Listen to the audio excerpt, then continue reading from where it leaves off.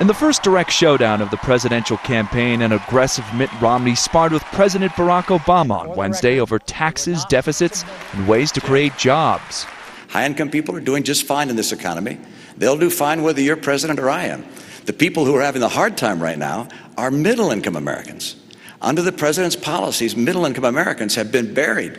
Democrat Obama, in turn, accused his challenger of seeking to double down on economic policies that led to the national downturn 4 years ago and counterattacked on Romney's plans. I think math, common sense, and our history shows us that's not a recipe for job growth. Look, we've tried this.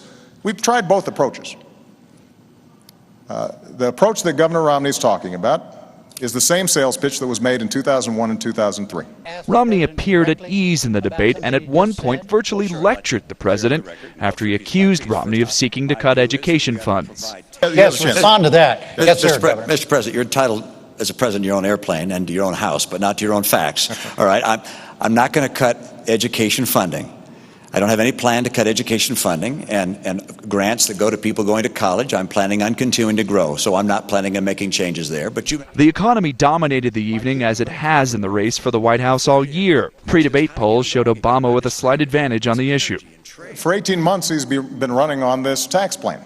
And now, 5 weeks before the election, he's saying that his big, bold idea is never mind. Romney said he has plans to overhaul the tax code, repeal and replace the president's health care bill, and pass laws to prevent another financial crash, but he provided no specifics despite the president's prodding. I mean, you have to have regulations so that you can have an economy work. Every free economy has good regulation. At the same time, regulation can become excessive. Is it excessive now, Well, do you think? in some places, yes. Like Other where? places, no. It can become out of date. On the issue of health care, the president drew a comparison between his bill and Romney's reform efforts when he was the governor of Massachusetts. In fact, it was a Republican idea.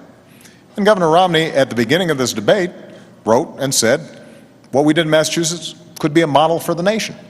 And I agree that the Democratic legislators in Massachusetts might have given some advice to Republicans in Congress about how to cooperate. Overall, the debate had a wonky tone, providing a stark contrast to the sometimes harsh personal attacks the candidates deliver on each other on the campaign trail. And that's where they turn their attention to through the weekend, visiting some crucial battleground states. The two men debate each other twice more later this month. Mone, Associated Press, Denver.